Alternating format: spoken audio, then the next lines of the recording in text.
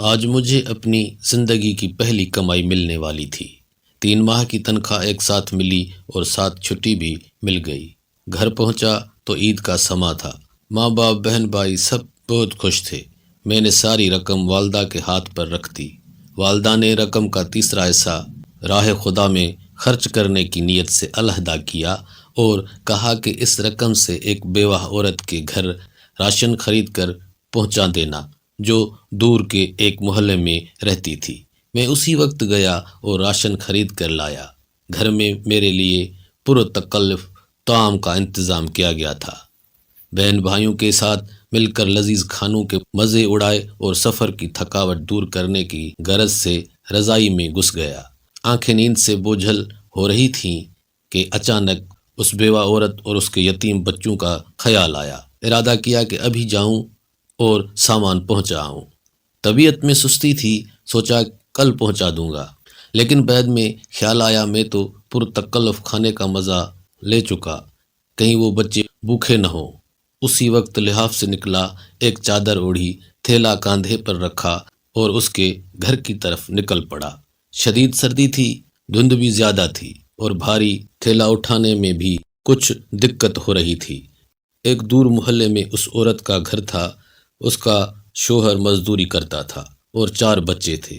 ایک ناگہاں حادثے میں شوہر کی موت ہو گئی اور اب اس کے یتیم بچوں پر دست شفقت رکھنے والا کوئی نہ تھا۔ قسمت بھی بہت ستم ظریف ہے، کبھی ایسے لوگوں کو لپیٹ میں لے لیتی ہے جن کا خدا کے سوا کوئی نہیں ہوتا۔ حالات کا ایک سمندر لیے اس بیوہ عورت کے گھر کے باہر پہنچا۔ گھر کیا تھا بلکہ ایک خرابہ تھا۔ ایک کمرہ، چھوٹا سا صحن اور ایک 4 دیواری تھی۔ دروازہ کھٹکھٹایا تو ایک 5 سالہ بچی باہر آئی جس کے چہرے پر پریشانی، خوف اور بھوک نمایاں تھی۔ میں اس کے چہرے کو تکے جا رہا تھا اور دل ہی دل میں دعا کر رہا تھا کہ خدا کسی بچے پر ایسا وقت نہ لائے۔ اس بچی نے ایک پرانا سا جوڑا پہنا ہوا تھا اور سردی میں ایک پھٹی پرانی جرسی پہنی ہوئی تھی۔ پاؤں برہنہ تھے، وہ بھی اس سردی میں کہ پیروں کو جما کے رکھ دے۔ میں نے کچھ کہے سنے بغیر راشن والا تھیلا زمین پر رکھا۔ تھیلے کو دیکھتے ہی وہ بولی، کیا اس میں کھانے کا سامان ہے؟ یہ سنتا تھا کہ میں حیران ہو گیا۔ ایک بار پھر اس نے یہی سوال دہرایا۔ میں نے مثبت انداز میں سر ہلایا۔ وہ بچی خوشی کے مارے چیختی چلاتی ماں کی طرف بھاگی اور یہ کہے جا رہی تھی، امی فرشتہ آ گیا، امی فرشتہ آ گیا، امی فرشتہ آ گیا۔ اور پھر 2 اور چھوٹے چھوٹے بچے خوشی مارے دروازے پر دوڑے چلے آئے، کبھی مجھے دیکھتے کبھی اس تھیلے کو، اور خوشی سے لٹ پٹ ہوئے جا رہے تھے۔ میری آنکھوں سے آنسو رواں ہونے لگے، ہونٹ کپ کپا رہے تھے اور جسم میں ایک سرد لہر سی دوڑ رہی تھی۔ خدایا، یہ کیا ماجرا ہے؟ کیوں یہ بچے مجھے گنہگار کو فرشتہ سمجھ بیٹھے ہیں؟ انہی سوچوں میں گلتان تھا کہ ایک خاتون جو ان کی ماں تھی دروازے پر آئی اور دروازے کے اوٹ میں کھڑی ہو کر روحان سی آواز میں یہ کہنے لگی، میرے بچے 2 دن سے بھوکے تھے۔ غیرت گوارا نہیں کرتی کہ کسی کے آگے ہاتھ پھیلاؤں۔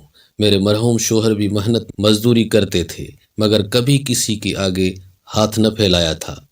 ان کے چلے جانے کے بعد ان کی دیکھ بھال کرنے والا کوئی نہیں۔ رشتہ داروں نے ہاتھ کھینچ لیے ہیں اور محلے والے بھی مدد نہیں کرتے، مگر کبھی کبھی آپ جیسے نیک دل لوگ مدد کر دیتے ہیں۔ میں 2 دن سے بچوں کو یہ کہہ کر بہلا رہی تھی کہ ایک فرشتہ آئے گا اور ہمارے لیے کھانا لے آئے گا، اسی لیے یہ آپ کو فرشتہ سمجھ بیٹھے ہیں۔ اس عورت نے خدا کے حضور شکرانے کے چند کلمات ادا کیے، مجھے ڈھیر ساری دعائیں دیں اور شکریہ ادا کیا۔ میں وہاں سے واپس ہو لیا۔ آنسو رکنے کا نام نہیں لے رہے تھے۔ زندگی میں کبھی خود کو اتنا پرسکون محسوس نہیں کیا جتنا آج کر رہا تھا، اور اندازہ لگایا کہ ایک بے بس انسان کی مدد کرنے سے جو روحانی سکون ملتا ہے وہ کسی اور کام میں نہیں۔ دوستو، ہمارے ارد گرد ایسے بہت سے غربا ہوتے ہیں جو مستحق ہونے کے باوجود کسی کے آگے ہاتھ نہیں پھیلاتے۔ مگر مدد کرنے والے ہاتھوں کے منتظر ضرور رہتے ہیں۔ 2 وقت کی روٹی ہی ان کا کل جہاں ہوا کرتی ہے۔ ایسے لوگوں کی مدد کرنی چاہیے، چاہے وہ ایک وقت کا کھانا ہی کیوں نہ ہو۔ گھر آیا تو ماں نے پوچھا، بیٹا اتنی رات کہاں چلے گئے تھے؟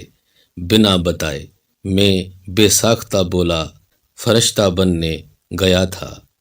دیکھنے اور سننے کا بہت بہت شکریہ۔ دعاؤں میں یاد رکھیں، ہوشیار رہیں۔ اللہ حافظ۔